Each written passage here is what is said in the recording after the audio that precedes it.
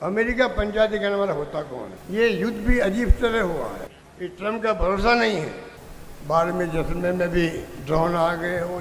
दुनिया भर के मुल्कों ने निंदा की थी पहलगाम के अटैक की। इंदिरा गांधी की तरह हिम्मत दिखाते, साहस दिखा। युद्ध हुआ, कोई मुल्क ने हमारा साथ दे दिया। जयपुर के हमारे एक एमएलए साहब बीजेपी के हैं, साधु संत बने हुए हैं, वो तिरंगे झंडे से अपना मुंह पूछ रहे हैं रैली में चलते हुए। आपने देखा होगा सोशल मीडिया के अंदर।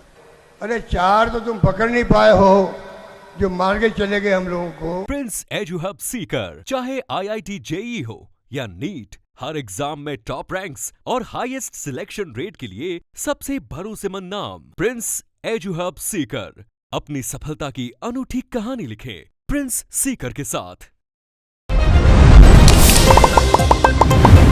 ये प्रोग्राम जय हिंद का विशेष परिस्थिति में हो रहा है, हौसला अफजाई करने के लिए सेनाओं की, देशवासियों का मान सम्मान बढ़ाने के लिए। जिन परिस्थितियों में हम गुजरे हैं, 22 अप्रैल से जब पहलगाम में हमला हुआ था, उसके पहले ही पुलवामा में भी हो गया, उड़ी में भी हो गया, कई जगह हमले हुए। इस बार जिस प्रकार से विपक्ष ने राहुल गांधी के नेतृत्व में सरकार को विश्वास दिलाया कि हम आपके साथ हैं, जो आपको उचित लगे देश हित में है वो कार्रवाई कर। ये मौका था। दुनिया भर के मुल्कों ने निंदा की थी पहलगाम के अटैक की। उनके बच्चों के सामने, उनकी पत्नी के सामने आप उनको गोली मार रहे हो और कह रहे हैं जाके कह देना हमने आपको मारा, उनके आपके पति को मारा, आपके पिता को मारा। वो मार्मिक घटना ऐसी थी, पूरा दुनिया हिल गई, सब ने एक स्वर निंदा करी। और जब राहुल गांधी जी विपक्ष सब एक था, ये मौका था इंदिरा गांधी की तरह हिम्मत दिखाते, साहस दिखाते। 71 के वार में दुनिया के इतिहास में कभी नहीं हुआ होगा जो सबक सिखाया पाकिस्तान को। 2 टुकड़े कर दिए पाकिस्तान के, बांग्लादेश बना दिया और 93,000 कर्नल, जनरल, सैनिक जो भी थे पाकिस्तान को, उनको भर भर के इंडिया में लेके आ गए। कैंपों में रहे, कोई लखनऊ में, कोई जबलपुर में, पता नहीं कहाँ का रहे। आप कल्पना कीजिए, वो इंदिरा गांधी थी, शिमला समझौता किया बाद में, और मौका था पीओके के बारे में बात करने का। सरकार के सामने मौका था, सहानुभूति पूरे विश्व की हमारे साथ थी। आप सबक सिखाते, आप बार बार 3 महीने कह रहे हो कि पीओके को हम ले लेंगे, तो ये मौका था आपके लिए। आप सबक सिखाते पाकिस्तान को, पूरा कश्मीर एक हो जाता पीओके समेत, वो आपने नहीं किया। ये युद्ध भी अजीब तरह हुआ है।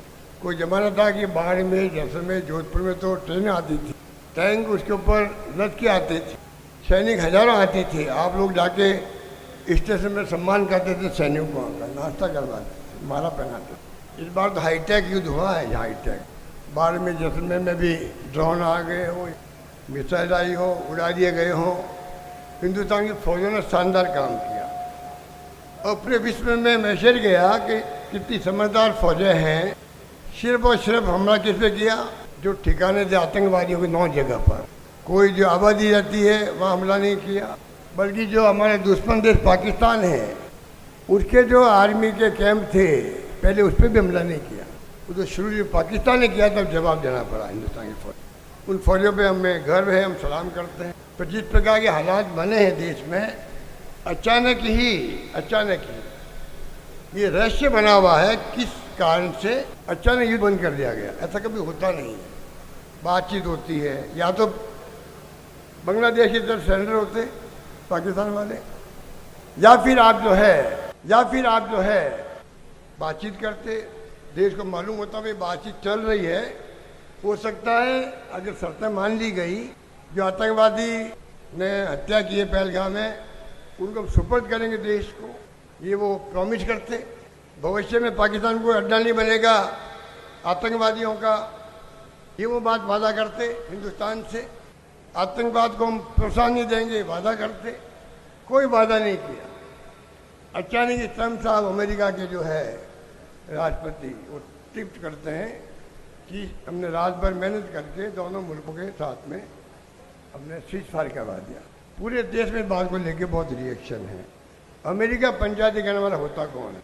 अमेरिका ने कभी भी हिंदुस्तान का साथ नहीं दिया। आप लोग बुजुर्ग बैठे उनको मालूम होगा 61 के अंदर गोवा में पुर्तगाली लोग कब्जा किए हुए थे। पंडित नेहरू ने युद्ध शुरू किया फौजों से, उनको भगाया, तभी अमेरिका ने खिलाफत करी। 74 में सिक्किम को मिला इंदिरा गांधी ने हिंदुस्तान के अंदर, तब उन्होंने विरोध किया अमेरिका ने।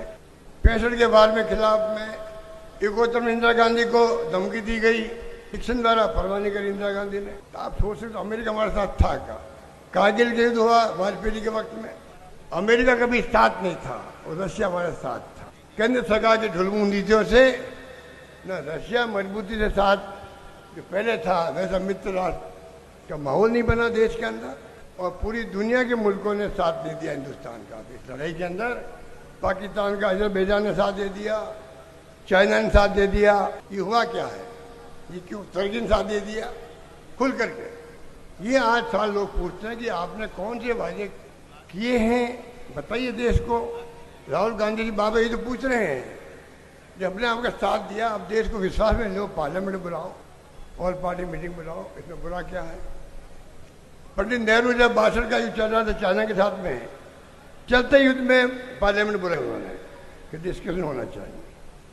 तो मैं कहना चाहूँगा आपको, हालात बड़े गंभीर है देश के अंदर, और जिस प्रकार से सीज फायर हुआ है उसको लेके बहुत खतरनाक खेल हो गया शुरू। ये ट्रम्प का भरोसा नहीं है।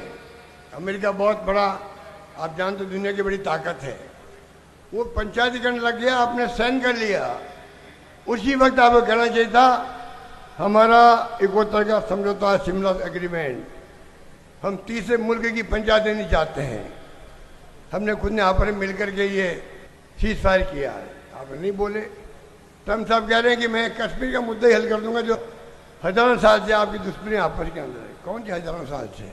आज़ादी के वक्त से पीओ के अलग बना है, पता नहीं क्यों बोलते, वो किससे पूछते हैं, कौन सी हिस्ट्री पढ़ते हैं ट्रम्प साहब, किसी को नहीं मालूम। ट्रेड व्यापार करना है तो समझौता करना पड़ेगा। ये तीसरी पंचायती जो शुरू हो गई है, ये ट्रम्प का भरोसा नहीं है। कभी वो कह देगा पहले मैंने पंचायती करी थी, सीज फायर कराया था, अब आपका कश्मीर का मुद्दा आप साथ क्यों नहीं दे रहे हो? पाकिस्तान साथ दे रहा मेरा, मैं चाहता हूँ वो हल हो जाए मुद्दा। तो जो तीसरा मुद्दा, तीसरा पक्ष नहीं आएगा हिंदुस्तान के अंदर, उसका क्या होगा? इसका जवाब है कि पीएम के पास में। इसलिए मैं कहना चाहूँगा कि जो राज में आ तो गए बार बार, इनको पूछो भाई, आप झूठ फैला के राज में आते हो। बोफोर्स के अंदर राजीव गांधी को बदनाम किया गया और सत्ता चली गई राजीव गांधी की। बताइए, सत्ता चली गई, झूठा बदनाम किया, बोफोर्स का क्या हुआ? कोई आरोप सिद्ध नहीं हुआ। और कारगिल युद्ध के अंदर वही बोफोर्स तोप काम आई, और हमारे सैनिकों ने जब चलाई बोफोर्स तोप को, तो राजीव गांधी अमर है किनारे लगाए थे। ये नहीं बोलना चाहिए हम लोगों को। ये स्थिति, ये चाहते क्या है लोग? चाहते क्या है? अभी 2G स्पेक्ट्रम कोलगेट लेके आ गए मनमोहन सिंह के सामने।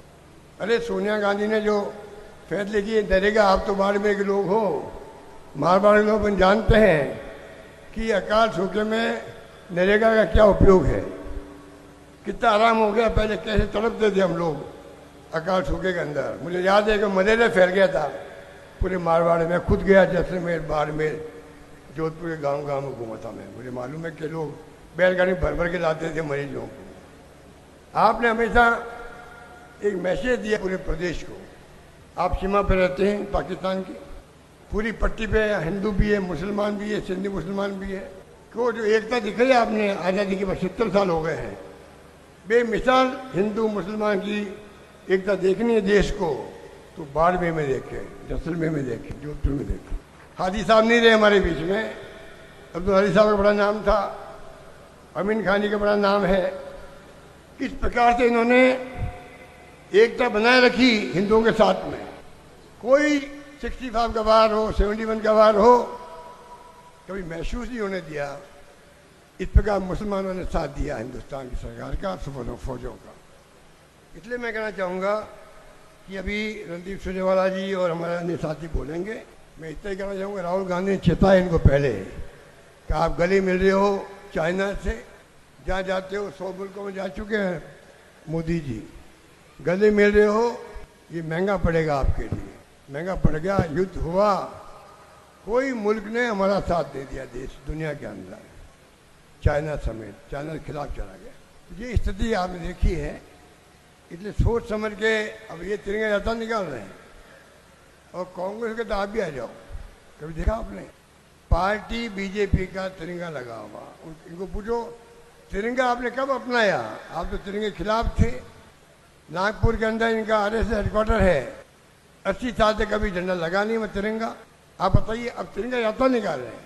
और तिरंगा का आन बान शान क्या होती है इनको एहसास नहीं है। अभी यात्रा निकाली जयपुर के अंदर, जयपुर के हमारे एक एमएलए साहब बीजेपी के हैं, साधु संत बने हुए हैं, वो तिरंगे झंडे से अपना मुंह पूछ रहे हैं रैली में चलते हुए। आप देखा होगा सोशल मीडिया के अंदर, देखा नहीं देखा आप लोगों ने? देखा? बताइए आप। और वो सड़कों पे बिखर रहे थे झंडे और कुचल रहे थे पैरों से ही लोग। इनको शर्म भी नहीं आती है। ये तिरंगा झंडा आन बान शान की निशानी देश की है, इनका बस चले तिरंगा खत्म कर दे लोग, और ऐसे झंडे को राष्ट्रीय झंडा बना दे। मुझे याद है 77 में जब सरकार बनी थी इनकी जनता पार्टी की, और रेड्डी साहब बन गए थे राष्ट्रपति, संजीव रेड्डी। उस वक्त में ये खबर आने लग गई थी कि तिरंगा झंडा जो है राष्ट्रीय ध्वज, इसको बदलने का प्लान चल रहा है। हम लोग जोधपुर में आए थे, वो हमारे डेलीगेशन जाके मिला। मैंने कहा आपका बैकग्राउंड कांग्रेस का है, तिरंगा झंडा आज़ादी का महात्मा गांधी के ज़माने से ही, पंडित नेहरू के ज़माने से, मौलाना आज़ाद थे या सरदार पटेल थे, उनके पहले से निशानी है, देश की पहचान है दुनिया के अंदर। इनको आप कैसे ख़त्म कर सकते हो? कई जगह ज्ञापन दिए गए, बाद में सरकार आपके आशीर्वाद से वापिस आपने इंदिरा गांधी को मजबूती दी, आंधी चली इंदिरा गांधी की, और वो 2-2.5 साल में निपट के घर चले गए। अब मोदी जी जिस प्रकार चला रहे राज को, पता नहीं देश किस दिशा में जा रहा है, किस दिशा में जाएगा। खाली सीबीआई, इनकम टैक्स, ईडी एजेंसियों में दुरुपयोग कर रहे हैं, तंग कर रहे हैं। लंबी बातें हैं, अभी कहने का वक्त नहीं है, क्योंकि जो मकसद हमारा है जय हिंद सभा का, आपको तो मालूम है कि पंडित नेहरू मीटिंग के अंत में 3 बार नारे लगवाते थे, वो इंदिरा गांधी लगाती थी, जय हिंद और जय हिंद। तो आप जानते हो जय हिंद का मायने, उसका मर्म भी क्या है आप समझ सकते हो। वो स्थिति हमारे मुल्क की रही है, और ये मुल्क के लोगों को भ्रमित करने के लिए हर क्षेत्र में तिरंगा यात्रा निकाल रहे हैं। इनका कोई मकसद नहीं है फौजों को शाबाशी देने का, इनका मकसद राजनीति के फायदा उठाने का, राजनीतिक रूप से। जैसे कि कोई इन्होंने युद्ध जीत लिया हो, अरे 4 तो तुम पकड़ नहीं पाए हो जो मार के चले गए हम लोगों को। पूरा देश के हर परिवार में उसका शोक है, अभी तो भूले नहीं है। आपने उनको पकड़ने में आप असफल रहे, वो मर गए जिंदा पता नहीं आपको। पाकिस्तान सुबह करेगा कि आपको ये वादा आपने लिया नहीं, किस मुंह से बात करते हो तिरंगे यात्रा निकालने की? ये सब ढकोसला है।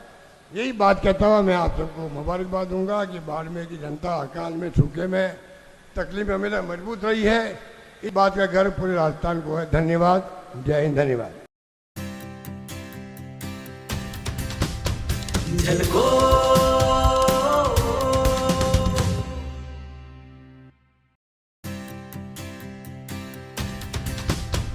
झलको